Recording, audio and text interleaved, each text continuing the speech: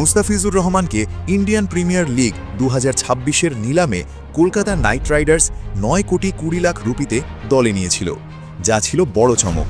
এই মূল্যটি ছিল তার বেস প্রাইস 2 কোটি রুপি থেকে অনেক বেশি এবং বিভিন্ন ফ্র্যাঞ্চাইজির মধ্যে উত্তেজনাপূর্ণ নিলাম লড়াইয়ের পর তাকে কেকেআর পায়। এটা ছিল একজন বাংলাদেশি ক্রিকেটারের আইপিএলে নির্বাচিত হওয়া এবং এত উচ্চ মূল্যে কেনা প্রথম ঘটনা, যা বাংলাদেশ ক্রিকেট প্রেমীদের জন্য গর্বের মুহূর্ত ছিল। একেবারে সমস্যার কেন্দ্রবিন্দু এখানে। ইন্ডিয়ান প্রিমিয়ার লিগে থাকাটা একদম ক্রিকেট সম্পর্কিত বিষয়ের মতো মনে হলেও শেষ পর্যন্ত খেলার বাইরে কিছু বড় ঘটনা ঘটেছে যা এই সিদ্ধান্তকে প্রভাবিত করেছে। আইপিএলের নিয়ন্ত্রক বোর্ড বিসিসিআই স্পষ্টভাবে কেকেআরকে মুস্তাফিজুর রহমানকে বাদ দিতে নির্দেশ দিয়েছে। ওই নির্দেশের পরই কেকেআর তাদের স্কোয়াড থেকে তাকে ছেড়ে দিয়েছে। বিসিসিআই-এর তরফে বলা হয়েছে এই সিদ্ধান্ত দেয়া হয়েছে রিসেন্ট ডেভেলপমেন্টস অল অ্যারাউন্ড, অর্থাৎ বর্তমান পরিস্থিতির কারণে সিদ্ধান্তটি নেওয়া হয়েছে।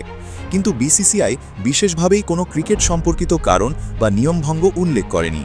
এই ঘটনায় বলা হচ্ছে বাংলাদেশ ও ভারতের রাজনৈতিক সম্পর্ক এবং সামগ্রিক পরিস্থিতি দ্বিপাক্ষিক চাপ তৈরি করেছে, যার জন্য বিসিসিআই এই সিদ্ধান্ত নিতে বাধ্য হয়েছে। কোনো অনুশাসনিক ভুল, ইনজুরি, পারফরমেন্স সমস্যা, শৃঙ্খলা ভঙ্গ ইত্যাদি ক্রিকেট সম্পর্কিত কারণে তাকে বাদ দেওয়া হয়নি। এটি সরাসরি খেলা সংক্রান্ত সিদ্ধান্ত নয়, বরং রাজনৈতিক বা সামাজিক পরিস্থিতি এর কারণে নেওয়া নির্দেশনার ফল। এই ঘটনাটি শুধু খেলোয়াড়ের ভাগ্যের পরিবর্তন করেনি, বরং এক দীর্ঘ আন্তর্জাতিক পার্শ্ব প্রতিক্রিয়াও শুরু করে দিয়েছে। মুস্তাফিজুর রহমানকে আইপিএল থেকে বাদ দেওয়ার পর বাংলাদেশ সরকার আইপিএলের সম্প্রচার স্থগিত করেছেন।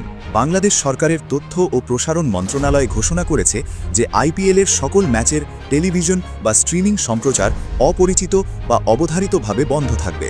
সরকার বলেছে যে বিসিসিআই-এর এই সিদ্ধান্তটি যুক্তিসঙ্গত ব্যাখ্যা ছাড়া নেওয়া হয়েছে, যা বাংলাদেশের জনগণকে আঘাত ও অসন্তুষ্টি দিয়েছে। এজন্য তারা আইপিএলের সম্প্রচার বন্ধের সিদ্ধান্ত নিচ্ছে। এই সিদ্ধান্তটি শুধু ক্রিকেট ফ্যানদের জন্য নয়, একটা রাজনৈতিক প্রতিক্রিয়া হিসেবেও দেখা হচ্ছে। 2026 সালের টি-20 বিশ্বকাপ ভারতে ও শ্রীলঙ্কায় সহ আয়োজিত হতে চলেছে। এর অংশ হিসেবে বাংলাদেশের দলকে ভারতে খেলার জন্য নির্ধারিত কিছু ম্যাচ খেলতে হবে, বিশেষত কোয়ার্টার ফেজের মতো বড় ম্যাচগুলো। মুস্তাফিজুরের আইপিএল বিতর্কের পর বাংলাদেশ ক্রিকেট বোর্ড সিদ্ধান্ত নিয়েছে যে তারা বর্তমান পরিস্থিতিতে ভারতে দল পাঠাবে না। মন্ত্রণালয় এবং বিসিবির যুক্তি হচ্ছে খেলা নিরাপত্তা ও সম্মানজনক পরিবেশে হওয়া উচিত, যা তারা বর্তমানে ভারতকে গন্তব্য হিসেবে বিবেচনা করছেন না। এজন্য বিসিবি আইসিসিকে চিঠি দিয়েছে যাতে তাদের বিশ্বকাপ খেলার ম্যাচগুলো ভারতে নয় অন্য জায়গায় যেমন শ্রীলঙ্কায় সরিয়ে নেওয়া হয়। বিসিবি বলেছে যদি তাদের নিরাপত্তা ও সম্মানের প্রেক্ষাপট বিবেচনা করা না হয় তাহলে দল ভারতে যাবে না। এটি একটি খুব গুরুত্বপূর্ণ ব্যাপার, কারণ যদি দল ভারতে না যায়, অর্থাৎ নিজেদের নির্ধারিত ম্যাচগুলো না খেলে, তাহলে সেটার প্রভাব আসতে পারে, অর্থাৎ টুর্নামেন্টে পয়েন্ট হারানো বা ফোরফিট হতে পারে। যদিও আইসিসি সেই ব্যাপারে অফিসিয়ালি চূড়ান্ত ঘোষণা করেনি, অনেক মিডিয়া রিপোর্টে এমন সম্ভাবনার কথা বলা হয়েছে। এ সম্পর্কে বহু নিউজ ও রিপোর্ট এসেছে। আইসিসির আনুষ্ঠানিক অবস্থানে এখনও কিছুটা অস্পষ্টতা আছে, কিন্তু বেশ কিছু প্রতিবেদন বলেছে যে বাংলাদেশ যদি ভারতে গিয়ে না খেলে তাহলে তাদের ম্যাচগুলো ফোরফিট হিসেবে গণ্য হতে পারে বা পয়েন্ট হারাতে হতে পারে।